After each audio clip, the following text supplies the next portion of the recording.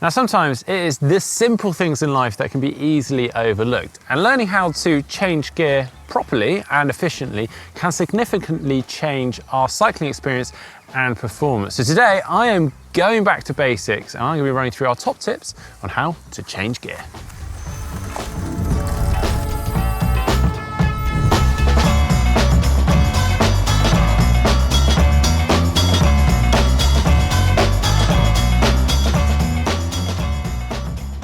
Right, first off, it's best we understand what the gears do and how they work. So firstly, with the front rings, the biggest is your hardest, best suited to higher speeds, perhaps when you're descending, and essentially you want to perhaps lower your cadence. The smallest ring is the easiest, and again, conversely, best suited to when you are traveling at a slower speed, perhaps going uphill and you want to increase your cadence. We go to the back, obviously we've got more options here, and this is where it gets a little bit confusing because actually the smallest sprocket is your hardest and then the largest is your easiest. So in terms of gear ratios, the easiest option would be to have in the smallest ring on the front and the largest sprocket on the back, and then the hardest would be to be in the biggest ring on the front and the smallest sprocket on the back.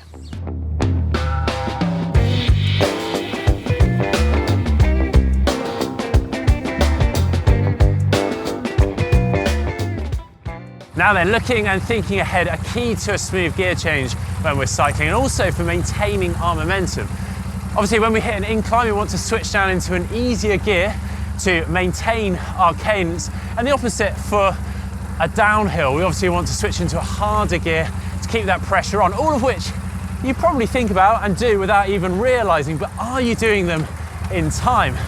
If you're doing it too late, particularly on an incline, you could be putting undue pressure and strain on your legs. You could well be putting a lot of strain on the drive chain and gears, and also losing some valuable speed and momentum. And the same for the descent. You could just be losing that momentum by being able to put that pressure on straight away. So when we do hit an incline, make sure you're changing gear beforehand, changing into that smaller ring perhaps, keeping that cadence up, and the opposite for a descent. Maybe switching back up into that big ring, keeping that pressure on. The key is thinking ahead and keeping it nice and smooth.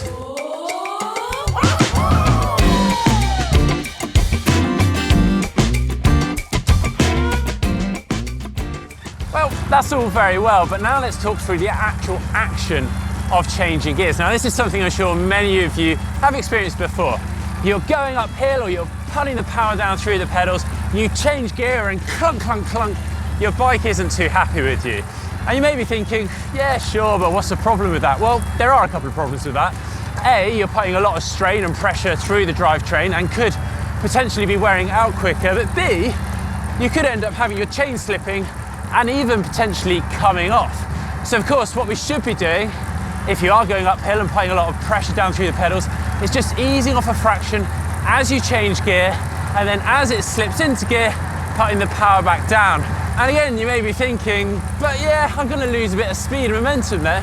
Sure, you might do, ever so slightly, but I tell you what, you lose far more if you actually drop a chain.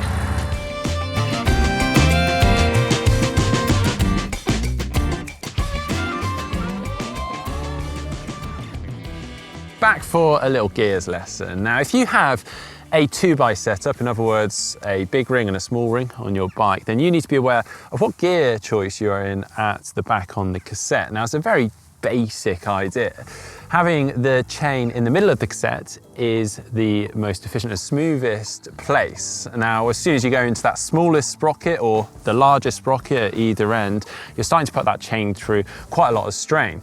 So, for instance, if you are in the big ring up front and you start to go up a slight uphill and you start going into that largest sprocket, you're essentially doing what is known as cross chaining. So you're putting that chain through a serious amount of strain. Now, that is bad for a few reasons. One, it could potentially start wearing out the drivetrain, the cassette, etc. much quicker. You could also find yourself dropping the chain, and then also because you are in quite an extreme gear there, when you do finally decide you are going to drop down into the small ring, you suddenly find yourself spinning out very, very suddenly.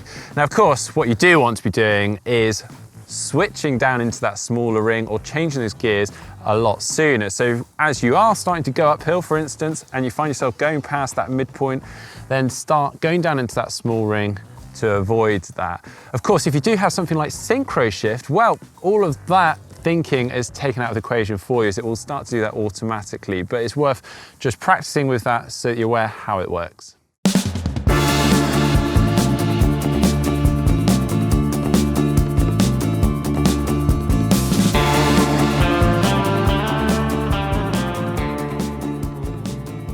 Okay, next big question, seated versus standing whilst you change gear. Now you can probably guess the answer to this based on my advice earlier of relieving the amount of pressure through the pedals as you change gear. Therefore, the ideal would be to be seated whilst you do that.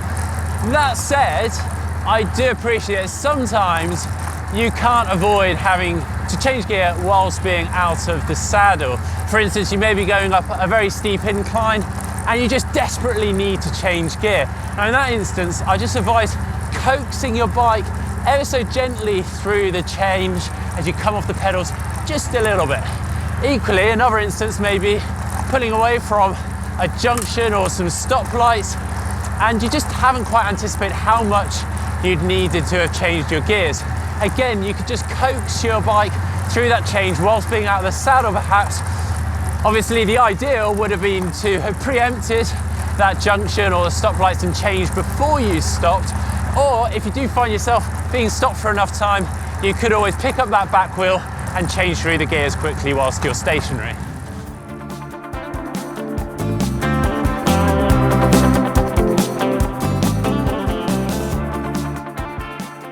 Here's an interesting one for you with regards to the process of actually changing gear. Now, as I mentioned before, there can be an ever so slight loss of time, but more crucially, rhythm when we change gear. So you've got to ask yourself the question, do I always need to change gear? Let's take an example. You're approaching the summit of a climb, you're thinking about changing gear, but could you actually just press on over the top without changing gear and losing that potential rhythm?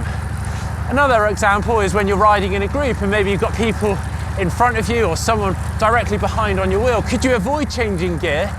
Or, again, a good argument for the smooth gear change and preempting those changes.